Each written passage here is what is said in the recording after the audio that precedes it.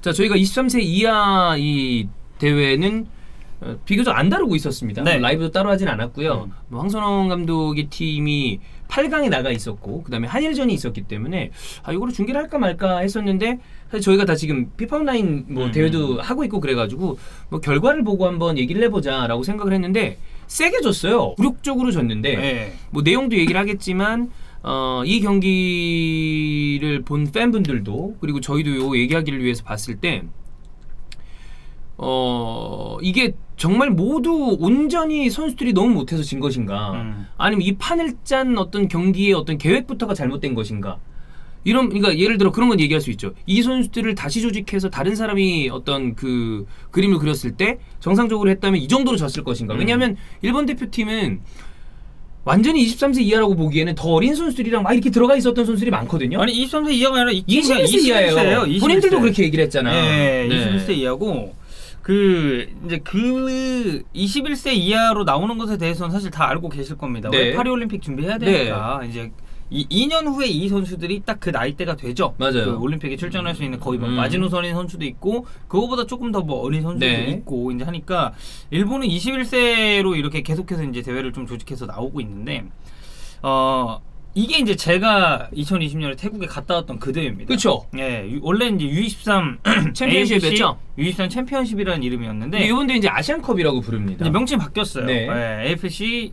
U23 아시안컵으로 이제 명칭이 바뀌었고 이 2020년 태국에서 열렸던 대회는 그때 이제 도쿄올림픽 출전권이 있었어요. 그쵸. 걸려 있어서 그 이제 일본 제외하고 이제 상위 이제 4팀 안에 이렇게 들어가야 그러니까 4강 그래서 이제 뭐 3위를 또 차지를 해야 그 도쿄올림픽을 나갈 수 있는 왜냐면 일본이 이제 개최국이었으니까 이제 그때 당시 대표팀은 전승 우승을 했죠. 그래서 이제 우승을 하면서 이 출전권을 땄고 근데 이번 아시안컵에는 사실 아무것도 걸려 있진 않았어요. 맞아요. 그러니까 이게 만약에 올림픽 출전권 걸려 있었잖아요. 그럼 우리 파리올림픽 못 간 거죠. 네, 그냥 탈락이에요. 네. 아주 깔끔하게 탈락이고 원래 이제 이 대회를 통해서 좀 점검을 하려고 했었던 건 9월에 있을 항저우 아시안 게임이었는데 이제 아시안 게임이 딜레이가 됐잖아. 미뤄졌잖아요. 네. 그래서 그렇기 때문에 그러니까 일본도 21세 이하로 나왔고 타 국가도 21세 이하로 나눈 국가들이 있어요. 근데 맞아요.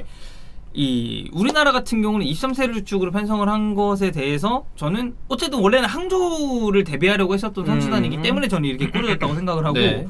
결과만 놓고 보죠. 이거 아무것도 안 걸려 있었던 게 진짜 다행이었던 대회입니다. 다행이죠. 이거 이렇게 아니 그 우리 성인 대표팀 이번에 평가전을 하는데 뭐 소기의 성과도 있지만 아쉬운 경기들이 좀 있잖아. 네, 그렇죠, 근데 그 그렇죠. 와중에 우리와 붙었었던 팀들이 똑같이 일본이랑 붙고 있는데 결과가 판이하게 달라서 이거에 대해서 꽤 걱정스럽고 우려스럽게 보는 시선이 제법 많아요. 맞아요. 제법 많은데 이렇게까지 이게 나온다. 이거는 한국 축구 특히나 대표팀을 중요시하면서 우리나라의 지금 축구의 시선이 원래 그렇잖아. 아무래도 대표팀 시선으로 많이 쏠려 있잖아.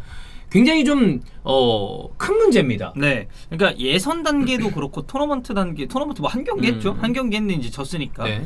예선에서도 사실 경기력이 되게 별로였어요. 그렇죠. 그러니까 저 이제 예전에 기자할 때 예.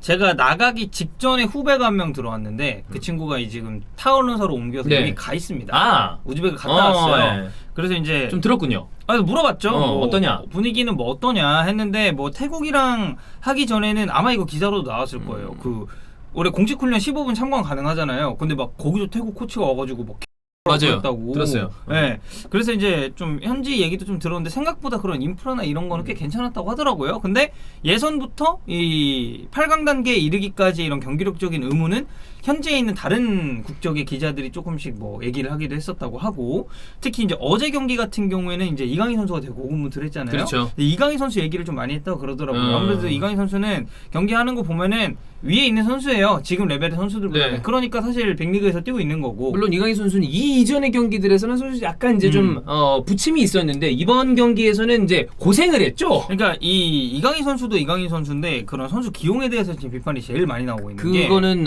이제 황선홍 감독이 아주 문매를 맡고 있고 네. 여러분 뭐 다 아시겠지만 이 선수들이 여러분 입장에서는 뭐 누구지 이렇게 생각하실 분도 있겠지만 그거 생각하시면 돼요. 20세 이하 월드컵 우승 준우승 멤버들이 많지. 제법 많이 들어가 있어요. 준우승 멤버. 준우승 멤버. 뭐 최준 이런 네. 선수들이 있으니까. 그러니까 그 팀이 이렇게 가고 있는 거라고 보시면 되는데 정종용 감독 물론 정종 감독은 지금 또 서울 이랜드에서 좀 많이 좀 어려움을 겪고 있습니다만 예. 팬들과의 어떤 그런 것도 있었고 근데 그거랑 별개로 그 선수들이 제법 많이 들어가 있는데 지금 이 정도로 이 한일전에서 무너진다? 이건 당연히 문제가 있는 거죠. 그리고 뭐 이게 저희가 연령 얘기를 안 할 수는 예. 없는 게 어쨌든 연령이 우리보다 낮은 그렇지. 선수들이었고 뭐 예를 들어 21세 이하인데 저기가 어디 뭐 프랑스, 뭐 독일, 뭐 예. 브라질, 아르헨티나 이런 데라면 와 이렇게 좀 갭이 있나? 그래도 좀 보려고 할 텐데 어쨌든 일본입니다. 그러니까 이 뭐 일본이라는 특수성도 있고 이게 그 23세 대 21세가 경기를 했었던 그 얘기를 좀 먼저 하자면 그러니까 일본은 자카르타 팔레방 때도 21세였어요. 맞아요. 네, 21세였고 거기 이제 도쿄 올림픽도 있었으니까. 예, 그리고 태국 23세 이하 챔피언십 때도 해당 연령대 선수들이었어요. 예. 그러니까 왜? 도쿄올림픽에 완전히 초점을 맞춰야 음. 되니까 올림픽 가야 되니까. 근데 이제 이번 대회도 똑같이 나왔단 말이죠. 근데 우리나라는 언급을 했듯이 이 항저우 아시안 게임 이거 구면제 걸려 있는 그렇죠. 대회입니다. 그렇기 때문에 이 23세 이하의 선수들을 점검할 수밖에 없어서 저는 이렇게 꾸린 건 어쩔 수 없었다고 뭐 그럴 수 봐요. 있다 쳐. 근데 23세랑 21세 이거 연령별 대표팀의 레벨에서 2살 차이 되게 커요. 이 김은중 감독님 예. 어제 이제 체코를 또 이제 대파를 한 네. 김은중호가 요 관련돼서는 사실 덕현이가 꽤 그 알고 있고 연관 있는 사람들이 많잖아요. 요 나이 때 이 금방은. 그렇죠. 그러니까 뭐 지금 저 때 코치셨던 그치. 분들이 어쨌든 김은중 가 있는 감독님 분들도 많고. 가 계시고. 그러니까 이 얼마 전에 베트남이랑 평가전을 했죠. 근데 베트남 23세 대표팀이랑 평가전을 했습니다. 근데 우리나라가 첫 번째 경기랑 두 번째 경기 하면서 1무 1패를 했어요. 네. 근데 그때 당시 국내 여론은 그래 베트남 뭐 약체인 건 맞지만 야 2살 위 이거는 좀 차이를 우리가 그래도 고려를 해야 된다라는 여론이 있었거든요. 그만큼 이 연령대에서 2살 차이는 생각보다 큽니다. 그래. 네, 나이 차가 되게 크고 물론 이제 일본 선수를 보면은 혼혈인 선수들도 맞아요. 있고 이제 우리나라랑 조금 다르긴 해요. 혼혈인 선수들도 있고 프로 레벨에서 뛰는 선수 특히 어제 골 넣었었던 시미즈에 예. 그 사실상 이제 오세훈 선수의 라이벌 경쟁자라고 할 수 있는 그렇죠. 그 선수 같은 그러니까 프로 레벨에서 프로씬에서 뛰는 선수들이 꽤 있어서 피지컬적으로 좋았는데 어제 그냥 딱 경기만 놓고 보면 약간 우리 선수들이 21세 같은 그래 그런 바뀐 느낌이 것 좀 같았어요. 있었어요. 우리가 그거보다 훨씬 좋은 경기력을 보여줬어야 되는데 그 결국에는 다시 이제 뭐 선수 기용 얘기로 뭐 가겠지만 안 좋았고 뭐 조금 여담인데 오세훈 선수 얘기 나오는 들으니까 오세훈 선수는 참 이래저래 선택이 지금 본인의 커리어를 좀 꼬우고 있습니다. 저는 좀 안타까워요. 아. 이게. 왜냐면 뭐 어쨌든 제가 같이 팀에 있기도 예. 했고 이 선수가 사실 그 올림픽 가기 전까지는 물론 이제 올림픽은 조규성 오세훈 둘 다 못 갔으니까 네. 그 전까지는 제가 그냥 개인적으로 느낀 건 저는 오세훈이 조금 더 앞서 있다고 봤어요. 아니 그때 개인적인 평가가 아니었어요. 전체적으로 다 오세훈이 위라고 얘기했던 대다수였어. 그리고 김학범 감독님의 스타일상에도 저는 오세훈 선수가 더 잘 그래. 맞다고 봤고 그때는 솔직히 얘기하면 조규성 선수가 지금의 퍼포먼스가 아니었어요. 네. 근데 지금은 레벨 차이가 너무 많이 나버렸어. 아니 그때 무슨 막 두바이컵이나 이런 해외 갔다 오면은 그런 우리가 막 브라질이랑도 하고 그랬잖아요. 아니 막 등딱을 하는데 그래. 상대 애들이 어쩔 줄 몰라 하는 걸 보면서 야 이거 오세훈 대단하다. 좋다 폼이 진짜 좋다라고 생각을 했는데 어쨌든 이제 시미즈 가고 일본행 가고 나서 이제 뭐 과거만큼 물론 이제 울산 그 이제 떠나기 전에도 사실 이제 득점적인 부분에서 좀 많은 비판을 받긴 있었죠. 했었죠. 저는 개인적으로 좀 안타까워요. 그리고 그 이적하는 과정에서 울산 팬들과 그거는 뭐 울산 팬들은 이거는 굉장히 서운함을 넘어서는 감정. 이거 화남의 분노의 감정이죠. 당연히 날이 네. 선수밖에 없고 그리고 그렇게 이적을 하는 선수에 대해서 팬들은 당연하죠. 기분이 좋을 수가 없고. 근데 그 와중에 가서도 지금 좋은 퍼포먼스를 내지 못하고 있다 보니까. 그리고 예선 단계에서도 오세훈 선수가 완전 좋았던 게 아니기 네. 때문에 그러니까 과거에 우리가 한일전 보죠. 그러면 우리나라는 피지컬 근데 일본은 좀 기술 이런 느낌이었다면 이제는 피지컬이랑 기술 전부 다 이제 일본이 연령별 대표팀에서 좀 앞서가는 느낌이 확실히 있지 않나. 일본이 기술 그 축구는 원래부터 잘했으니까. 네. 피지컬 올라왔고요. 그리고 이들이 보여주는 압박의 어떤 그 기술이나 전술적인 움직임도 더 좋습니다. 그러니까 인프라적인 측면도 사실 이거 얘기를 안 할 수가 없는 건 사실 그건 차이 너무 많이 나요. 차이가 많이 나고 너무 이제 많이 그게 조금씩 보여요. 이제 정말 아래서부터 그러니까 기본적으로 유럽에 진출해 있는 선수들의 숫자도 다르고 물론 그건 있어요. 우리나라는 군대라는 정말 큰 이 해외 구단 입장에서는 리스크죠. 왜냐면 이 선수가 졸라 잘하다가 막말로 가야 서민 되잖아. 선수가 군면제가 됐지만 안 됐어 봐. 그 이승우 그 한일전 골 없었어 봐. 그래. 예를 들어 졌어 봐. 그러면 지금 우리가 누리고 있는 이 손흥민과의 행복한 시간들이 없어지는 거야. 그래. 근데 네. 뭐 이제 그런 측면을 고려하더라도 일본이랑 우리나라 축구 인프라 같은 경우로 유소년 육성이나 이런 거는 저는 비교할 수준이 아니라고 보고요. 이 선수 기용 얘기를 안 할 수가 없는 건 어제 경기에서는 사실 이제 제일 이슈가 됐었던 건 고재현이죠. 고재현이죠. 네. 그러니까 K리그 보시는 분들은 굉장히 핫한 선수로 알고 계시는 고재현 선수가 이제 3선에 나왔습니다. 네, 대구 선수입니다. 네, 대구 소속 그러니까 보통 이제 대구에서 나온 포지션을 보면은 세징야 같은 선수들이랑 2선 공격형 미드필더 네. 정도로 봐야 돼요. 왜냐면 대구는 3백을 쓰고 그쵸. 좌우 윙백이 있기 때문에 윙어로 보기보다는 이제 공격형 미드필더 2선 자원으로 봐야 되는데 올 시즌 K리그1 12경기 6골입니다. 좋아요. 그 최근에 고재현이도 괜찮았어요. 네, 뭐 전방에서 하는 압박이라든지 활동량이라든지 뭐 라인 브레이킹도 저는 이 선수 꽤 괜찮다고 생각하고, 근데 이 조별예선 태국전 보죠. 공격적으로 기용됐을 때 고재현이 골을 넣었습니다. 근데 한일전에서 보면은 3선 수비형 미드필더라고 이제 봐야 될 것 같은데, 물론 고재현 선수 중앙 네. 미드필더 볼 수 있어요. 근데 3선으로 보기엔 저는 애매하다고. 그래. 황선홍 감독도 인터뷰 보면은 다양한 포지션에 기용이 가능한 자원이라고 했어요. 근데 조금 더 공격적으로 기용했으면 더 좋은 성과를 내지 않았을까. 왜? 태국전에도 봤었고 리그에서도 봤었으니까. 근데 저는 이거에 대한 결정적인 이유는 지금 23세 이하 대표팀 스쿼드를 쭉 보죠. 그러면 2선 자원이 너무 많아요. 맞아요. 제가 생각했을 때는. 자, 일단 조영욱, 오세훈 톱 자원으로 분류하겠습니다. 자, 그러면 그렇다고 치고 네, 박정인도 원래는 톱을 봤지만 네. 톱이나 세컨 톱을 봤지만 부산에서는 이제 윙어로 많이 뛰었단 말이죠. 자, 그럼 2선 자원 박정인 그리고 홍현석은 지금 이제 오스트리아 리그에서 뛰고 있는데 이 선수는 소속팀에서 2, 3선은 오각이라 하는데 저는 2선에 훨씬 더 가까운 그 기용이 더 많았다고 봐요. 제가 그래서 오늘 홍현석 선수, 물론 저희가 홍현석 선수 경기를 계속 챙겨보지 못하니까 히트맵을 제가 다 보고 왔거든요. 네. 기용됐었던 경기에. 근데 2선으로 나왔었던 게 꽤 많았고, 정상빈, 이강인, 엄지성, 양현준, 고재현, 그리고 고영준. 모조리 때에 따라서는 포워드로 분류도 되는 2선 2위 위쪽의 자원이라고 봐야죠. 그러니까 지금 한 8명 정도의 선수가 2선 자원으로 이제 생각을 할 수가 있어요. 자, 근데 3선을 볼까요? 김천성배, 권혁규, 그리고 대구 FC 이진용 이 두 명입니다. 네. 사실상 이 두 명이라고 봐야 돼요. 근데 권혁규 선수 제가 저저번 주인가 김천을 갔다 왔어요. 조기성 선수랑 강윤 선수랑 오랜만에 만나 밥 먹었는데 그 밥 먹는 자리에 권혁규 선수가 왔어요. 그래서 그냥 의도치 않게 좀 얘기를 나눠봤는데 권혁규 선수가 이제 딴 데 가고 나서 이제 조기성 선수랑 강윤 선수가 했던 게, 형 나중에 이제 뛰는 거 한번 보라고. 진짜 잘한다. 잘한다고? 진짜 괜찮다고. 지금 23세에도 올라가고 있다. 그리고 사실상 약간 올반이거든요. 권혁규 나이 생각했을 때 괜찮은 자원이고, 이진용 선수 지금 대구에서 계속 꾸준히 나오고 있죠. 물론 이제 22세 쿼터로 기용을 받고 있긴 하지만, 근데 2선 자원에 비해서 3선 자원의 숫자가 지금 2명밖에 없어요. 이러면은 2선 자원, 근데 딱 그런 거죠. 권혁규, 이진용도 리그에서 꾸준히 나오면서 폼도 나쁘지 않은데 굳이 이제 고재현을 내려서 쓸 필요가 있었을까? 그럴 이유가 없지. 아니 선수들은 제자리에 써줘야지. 그래서 이제 사실 K리그 보시는 팬분들, 특히 대구 FC 팬분들은 왜 도대체 고재현을 저기에 쓰냐? 제자리에 좀 벗어나게 쓰고 싶으면 펩 정도 하든가. 뭐 김도환이요?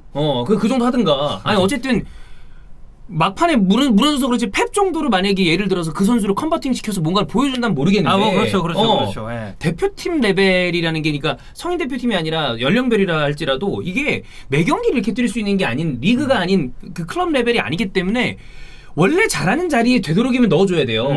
근데 어쨌든 어제 이제 선수 기용은 황선홍 감독도 인터뷰에서 밝혔듯이 이거는 감독 책임이다. 내 책임이다. 맞죠. 예, 그렇게 가야 된다고 보고, 어제 이제 크로스를 되게 많이 올렸죠, 우리나라가. 근데 이제 이렇게 크로스를 통해서 공격을 할 거였으면 사실 물론 폼이 안 좋았지만 그럴 거면 이제 오세훈 원톱을 왜 안 썼을까라는 뭐 이것도 사실 얘기했습니다. 이거는 기용적인 측면에서 좀 실수가 있었다라고. 근데 이제 오세훈 선수도 아무래도 이제 조별예선 단계라든지 일본 가서의 폼이 사실 좋지 못했기 때문에 어제 경기에서는 이런 선수 기용적인 문제점이라든지 21세를 상대로 굉장히 졸전을 펼쳤었던 거, 그리고 이 대회 아무것도 안 걸렸던 게 진짜 다행이다. 너무 다행이죠. 이러다가 올림픽 못 갈 수도 있었다. 지금 결국에 팬들이나 경기를 봤을 때 선수들에 대한 이야기보다는 황선홍 감독의 어떤 여러 가지 미스와 많죠. 관련해서 이야기가 나오고 있습니다. 황선홍 감독은 2013년도 이 스텔타카, 그다음에 외국인 선수가 없었음에도 불구하고 어마어마한 축구를 보여주면서 리그와 FA컵을 가져왔었죠. 그때 제가 이제 스포티비 입사한 해라. 포항 경기를 정말 많이 봤던 기억이 나고, 그때 당시 스포티비 별명이 스포항 TV였어요. 포항 많이 가서? 포항 현장을 많이 가서 그때 이제 주은 형도 포항 중계를 많이 갔었거든. 근데 저는 그 포항 전북 FA컵 결승 전주성에서 했거든요. 근데 전 N석에 있었어요. 그랬구나. 그때. 그때 진짜 매력적인 축구를 했습니다. 아 재밌었어요. 재밌었어요. 자, 근데 그 이후에 황선홍 감독의 행보, 음. 서울, 대전, 이거 지금 이렇게 보죠. 제가 이거 히든풋볼에서는 몇 번 얘기했는데 저는 그렇게 얘기했습니다. 대전에서도 만약에 좋은 성적을 내지 못한다면 포항 때가 플루크일 수도 있다. 그렇게 생각할 수밖에 없다. 우리는 그렇잖아. 보이는 걸 보고 판단해야 돼. 그런데 23세 이하 대표 감독을 잡았을 때도 역시 히든풋볼에서 이거는 황선홍에게는 절호의 찬스이자 왜냐하면 23세 이하에서 잘 된다면 그 다음 A대표팀까지의 그 활로를 열 수 있는 거니까 잘 된다면 황선홍 감독이 최근에 부진했던 클럽 레벨에서의 감독 커리어를 단번에 씻을 수 있는 기회고 왜냐하면 이거는 약간 비슷한 느낌으로 김학범 감독이 그렇습니다. 김학범 감독이 클럽 레벨에 있을 때 승승장구만 했냐? 그건 아니거든요. 네, 뭐 그렇죠. 부침이 있었죠. 네. 좋았을 때도 나빴을 때도. 근데 그때 한번 이 히트를 치고 난 다음에 자카르타 팔렘방이 쳤고 그리고 이 대회 전승우승 그렇잖아. 했고 그리고 난 다음에 좋은 모습을 보인 거 아니야. 물론 결과적으로는 마지막에 또 아쉬운 게 좀 있었지만 네. 근데 이것마저 안 된다라고 그러면 그때 히든풋볼에서 우리가 패널들끼리 얘기했던 건 황선홍 감독 커리어가 심각하게 꼬일 수 있다. 이미 지금 클럽 레벨에서는 포항 다음에는 내리막이에요. 그리고 난 다음에 서울에 있을 때 대전에 있을 때 계속 나왔었던 얘기는 몇몇 선수들 간에 어떤 좀 문제가 있는 건 아니냐. 라커룸 어떤 그 장악의 문제가 있는 것은 아니냐. 그리고 클럽 위에 이른바 보드 내지는 그 프런트와의 어떤 이런 거 물론 대전은 좀 특수한 상황에 있는 팀인 것도 있습니다만 또 뭐 지금 얼마 전까지 평가전 해설을 하셨던 이제 허정무 그 님과의 어떤 그런 여러 가지 있었기 때문에 K리그 팬들은 아시겠지만 근데 이거는 너무 심각하게 이런 식으로 누가 봐도 감독의 선택에 문제가 있는 경기를 하는 것은 문제가 있고 그럼 여기에서 또 뭔 얘기를 할 수 있느냐 많은 팬들이 우려했었던 협회의 그 지금 벤투 그리고 여러 가지를 좀 그래도 긍정적으로 이끌어 갔었던 김판곤 위원장 이 물러나고 난 다음에 우리에게 익숙한 분들이 다시 들어왔죠. 근데 그분들이 들어왔을 때 팬들이 가졌었던 우려는 왜 다시 새로운 인물이 아니라 예전에 우리가 안 좋은 기억을 이 안 좋은 기억도 가지고 있었던 분들이 다시 컴백을 하느냐. 왜 좀 회귀에 왜 회귀냐 라는 음. 이야기를 했었는데 이렇게 되면 그 부분을 우려할 수밖에 없다. 황선홍 감독이 선임됐을 때 제가 그 당시가 기억이 나는데 약간 좀 뜬금없이 뻑 뭐 하고 나왔어요. 단독. 맞아요. 근데 그때 저도 이제 덕현이도 그렇고 우리도 축구 관련된 일을 하다 보니까 듣는 얘기들이 있거든. 근데 모른다였어 누군지. 근데 갑자기 푹 하고 찔러서 나온 거였어요. 이 뭐 지금 다 뭐 얘기하기가 어렵습니다만 안 그래도 지금 우리 A 대표팀의 이 평가전에서 일본과 비교되는 부분 때문에 우려 섞인 시선이 나오고 있는 의견이 나오고 있는 와중에 이 23세 이하 경기의 이 0대3 패배는 이건 데미지가 좀 있습니다. 그러니까 너무 일단 졸전이었다는 네. 게 문제고 그리고 아까 얘기했었던 그런 선수 간의 연령별 차이나 이게 만약에 뭐 선수 기용이 좀 올바르게 되고 좀 납득 그래? 여기서 이렇게 기용하고 이렇게 기용? 그리고 괜찮네. 그래서 사실 이제 아까 얘기를 안 하긴 했지만 이제 김태환 선수는 옛날 우측 윙으로 맞아요. 나왔거든요. 근데 이제 뭐 김태환 선수 윙은 사실 박건하 감독 수업 말미에 몇 번 나온 뭐 그럴 적도 수도 있고 있다고 봅니다, 그거는. 네. 그런데 어쨌든 그런 고재한 선수 같은 이러한 좀 누가 봐도 왜 저 자리에 저 선수를 배치할까라는 선수 기용은 팬들 입장에서는 모르겠습니다. 좀 이해할 수 없는 포인트죠. 당연하죠. 네. 그렇습니다. 여튼 우리가 비교적 조금 뭐 사실 그것을 뭐 잘하겠지의 느낌이었어요. 근데 이런 패배는 굉장히 좋지 않다. 약간 걱정이 되죠. 걱정이 좀 되죠. 우리도 이 대회 때 8강 요르단전이 좀 고비였거든요. 네. 그때 이동경이 그래. 마지막에 프리킥 맞아, 넣으면서. 기억나요. 근데 이거는 사실 고비라고 할 수도 없을 만큼 너무 처참하게 우리가 그래. 경기력적으로 무너졌으니까. 한일전이라는 특수성까지 감안을 한다면 이거는 비판 아니 그 비판을 넘어선 비난도 피하기 쉽지 않을 정도다. 후폭풍이 좀 네. 그렇다고 봅니다. 저도. 네. 요거는 아마 관련돼서 여러분 저희가 히든풋볼에서 또 다루고 뭐 관련된 또 좋은 의견이 있으면 클립으로도 또 만들고 그럴 테니까 좀 지켜보도록 하겠습니다.